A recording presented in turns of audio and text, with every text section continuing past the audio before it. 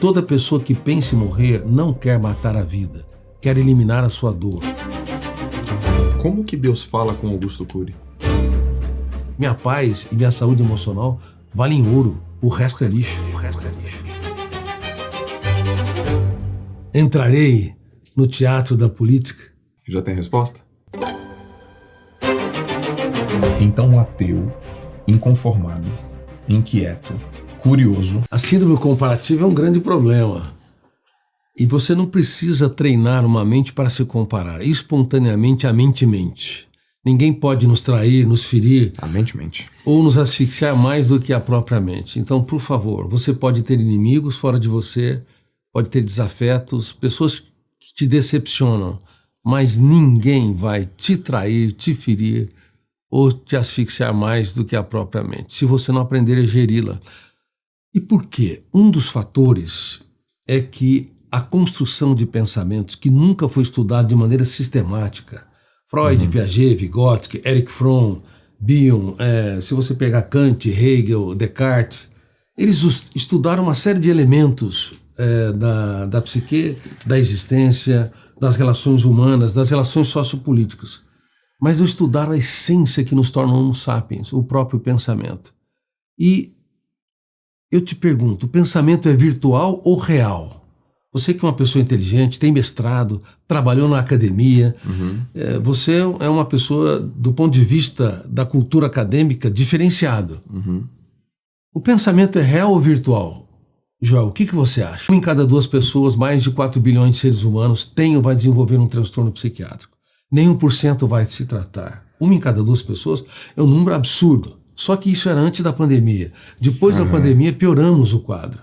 E se nós não entendemos a última fronteira da ciência, que é o pensamento, porque tudo é pensamento.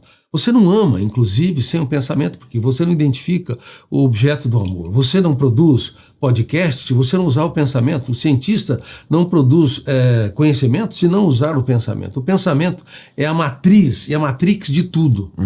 Só que qual a natureza do pensamento? Ele é real ou virtual? Quando um pai critica um filho, o pensamento é real ou virtual? Quando casais discutem, essa é a grande tese. Eu descobri que o pensamento... Eu dou muitas conferências para magistrados, Associação de Juízes do Brasil. Eu abordo que um juiz diante de um réu, se não se esvazia de si mesmo, ele pode estar interferindo no processo de julgamento, falando dele mesmo e não apenas entendendo e interpretando as nuances do réu. Isso nunca foi estudado. Então, se nós não entendemos que o pensamento é virtual, nós vamos elevar o tom de voz, porque acreditamos que o pensamento é real. Nós vamos criticar demais os outros. Por exemplo, quem critica 2 vezes é um pouco chato. 3 vezes é o que é. Critica a mesma coisa. O que você acha? Reclamão. É um cara muito chato, é um reclamão. E 4 vezes ou mais. Nossa, é insuportável. É isso. Ontem eu dei conferência para 2.000 mulheres e eu perguntei quem é que mudar. Por isso, uma das ferramentas mais importantes que deriva dessa compreensão complexa é que nós temos que mudar a era do apontamento de falhas para a era da celebração dos acertos. Opa. Aí é bom, hein?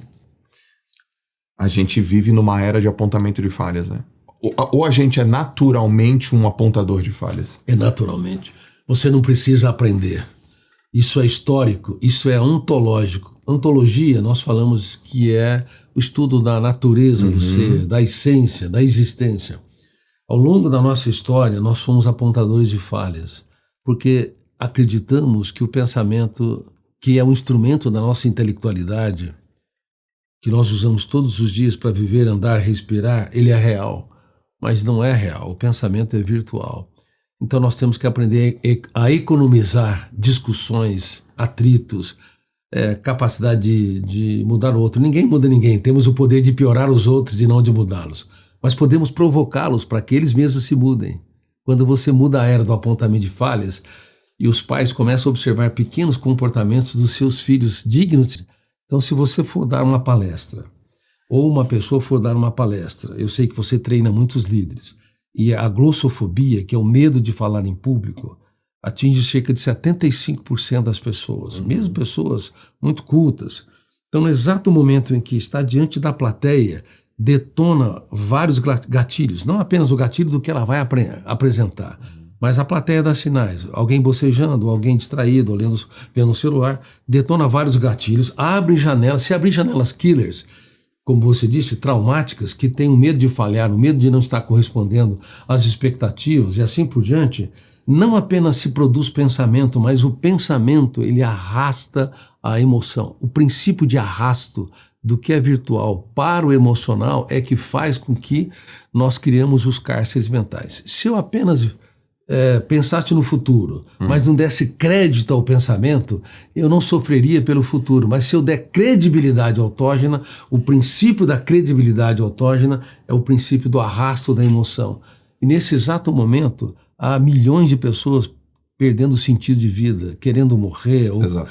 Por quê? O pensamento é virtual, é estéreo, mas a credibilidade que eu dou para os pensamentos, de que eu não tenho valor, que eu não sou importante, que eu não sou alguém inteligente, capaz de impactar, essa credibilidade se torna a mesma credibilidade, entre aspas, metaforicamente dizendo, que você acredita que tem dinheiro no banco, ou você acredita que tem bens lá.